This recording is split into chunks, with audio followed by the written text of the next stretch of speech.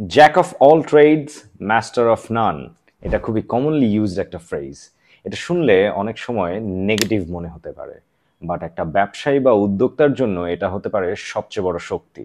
আপনার ব্যবসার শুরুতেই আপনি অনেক বড় বাজেট অথবা বড় টিম নিয়ে শুরু করতে পারবেন না। তখন আপনাকেই সবকিছু সামলাতে হবে, যেমন সেলস, মার্কেটিং, প্রোডাক্ট ডিজাইন এবং কাস্টমার সার্ভিস। সব বিষয়ে আপনার যদি ধারণা না থাকে, তাহলে আপনার ব্যবসায় কোনো প্রবলেম রেইজ হলে সেটা আপনি আইডেন্টিফাই করতে অনেক প্রবলেম ফেস করবেন। ধরেন আপনি ডিজিটাল মার্কেটিং নিয়ে যদি খুব বেশি ধারণা না থাকে, তাহলে সোশ্যাল মিডিয়ার মাধ্যমে সঠিক কাস্টমারের কাছে পৌঁছানোটা আপনার জন্য প্রবলেমেটিক হয়ে যেতে পারে। অথবা আপনি যদি প্রোডাক্ট ডিজাইন নিয়ে একদমই ধারণা না থাকে, তাহলে কাস্টমারের চাহিদা অনুযায়ী প্রোডাক্টটা ডেভেলপ করা আপনার জন্য কঠিন হতে পারে। জ্যাক অফ অল ট্রেডস হওয়া মানে সব বিষয়ে মাস্টার হতে হবে না আপনাকে।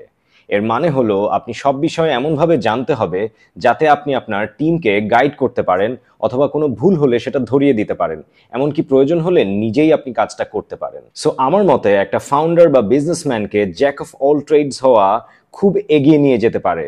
আপনার কি মতামত কমেন্ট করে জানাবেন।